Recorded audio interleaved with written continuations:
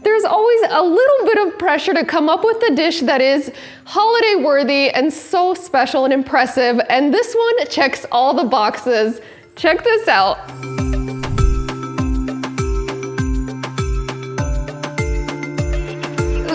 Hey everybody, it's Natasha of natashaskitchen.com. I'm gonna show you how to make shepherd's pie. This is one of those classic dishes that is just so comforting and special, and it's simpler than you think, and the flavors are just, it is so satisfying. Also, I'm hungry, so let's get started. Plus, if you haven't already, make sure you subscribe to our channel if you like recipes that work. You can start with leftover mashed potatoes if you have them, but I'm gonna show you how to make mashed potatoes for shepherd's pie. You'll need 2 pounds of russet potatoes. Peel those, then cut them into 1-inch thick pieces. Try to cut even pieces so they cook at the same rate.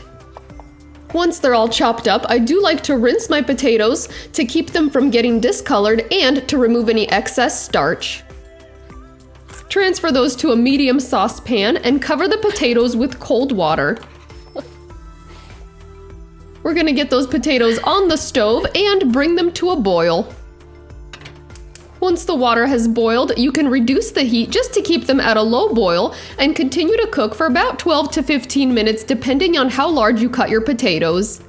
Once you can pierce the potatoes easily with a fork, take them off the heat and drain well. Make sure you don't overcook your potatoes. Now we're gonna mash up the potatoes. You can either use a classic potato masher like this one, or you can use an electric hand mixer. Since this is a small batch of mashed potatoes, I'm just using my hand masher. Add 3/4 cup of warm, heavy whipping cream and continue mashing until smooth and creamy. Now add half a teaspoon of salt or add to taste. Make sure you're scraping down the pot as you mash so you don't get any firm pieces of potato at the bottom. To finish off the potatoes, we're gonna add in 1/4 cup of shredded Parmesan cheese and 1 lightly beaten egg. Mash that in, and your potatoes should be super smooth and creamy at this point. Now to make that delicious shepherd's pie filling. Since this comes together pretty quickly once it's on the stove, you'll want to start with some quick prep. Finally chop up 1 cup of yellow onion. Also, peel and mince 2 large garlic cloves. This is also a great time to preheat your oven to 400 degrees Fahrenheit with a rack in the middle of the oven. Now it's time to hit the stove. Place a large skillet over medium heat. Add 1 tablespoon of oil, then add 1 pound of lean ground beef. Now, shepherd's pie is traditionally made with ground lamb, hence the name shepherd's pie, but we prefer ground beef, so that's what we're using here. And here's a fun fact, when people do make this with ground beef, they call it cottage pie. Season the beef with 1 teaspoon of salt and half a teaspoon of black pepper, and continue cooking the meat, breaking it up with the spatula. You're gonna cook for about 5 minutes or until the ground beef is just cooked through. Now add your chopped onion and saute for about 3 minutes to soften those up, and add your minced garlic and stir for another minute or until the garlic is fragrant. To create a thick and creamy sauce, sprinkle the top with 2 tablespoons of all-purpose flour and continue stirring that for another minute. You want to see the flour sticking to and coating the bottom of the pan. Stir in the red wine and scrape the bottom of the pan for another minute to deglaze the pan. Next, add your beef broth, and you can use chicken broth if that's what you have on hand. Also, stir in 1 tablespoon of Worcestershire sauce and a tablespoon of tomato paste. Now add 1½ cups of frozen veggies, and you can choose which veggies you like to put in there. I have a combination of peas, carrots, and corn, and I'm just adding those frozen. Bring the mixture to a uniform light boil, then season to taste. I like to add about half a teaspoon of salt and 1/4 teaspoon of black pepper.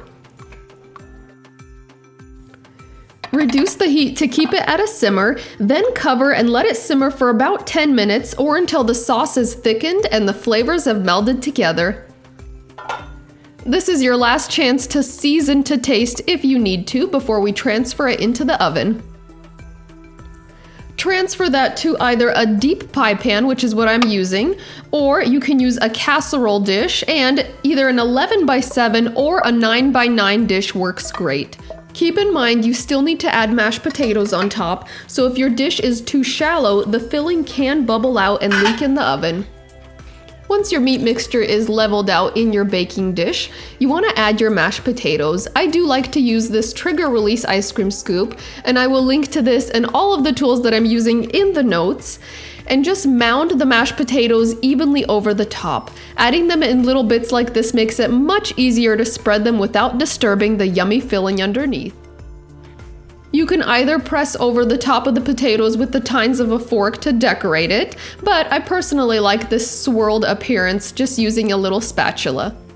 Last but not least, drizzle with 2 tablespoons of melted butter over the top and bake in the center of a preheated oven at 400 degrees Fahrenheit for about 30 minutes or until the potatoes start to turn golden on top.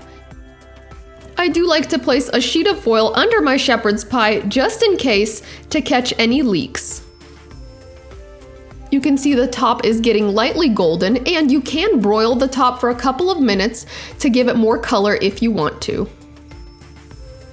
Once it's out of the oven, you want to let it rest for about 15 minutes before serving because it will be piping hot in the center. And when your kitchen smells this good, it's really hard to wait.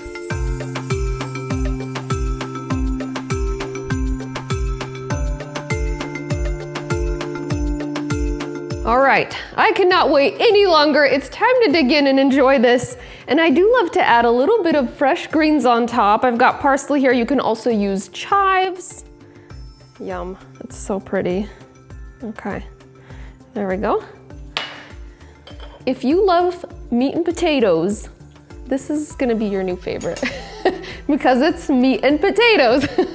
Duh, okay, here we go. I'm ready for this taste test. And we're just gonna load it up. And there's no real pro way to serve this. You just get a spoon and you go at it. All right, just like this, let me show you. First, you make a little cut around the edges and then scoop and lift. That's all there is to it.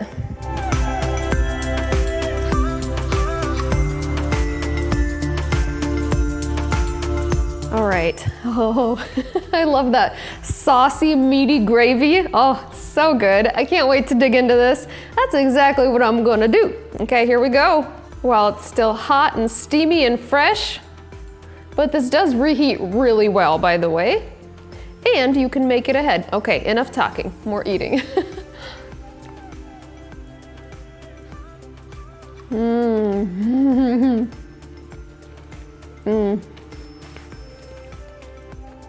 Oh my, 10 out of 10. That is seriously the ultimate comfort food. Everything from that saucy gravy sauce underneath with all that tender beef in it, and then it's loaded with veggies. So this really is a meal in itself. And it just looks so stunning on a holiday table. It's so impressive. I also love that there's a little bit of cheese in the mashed potatoes in that topping. It's just takes it to the next level. Oh, it's so good. You can totally make this a day ahead. Cover it, put it in the fridge, and then just pop it in the oven when you're ready to enjoy. You might add a few minutes of baking time though if it's cold, but wow. This is seriously one crowd-pleasing dish. I hope it becomes a new favorite for you. And let me know if you found the shark in today's episode. I think we hit it pretty well, but I do want to hear from you in the comments if you spotted it. And we'll see you in our next episode. I'm gonna go eat this. I'm hungry.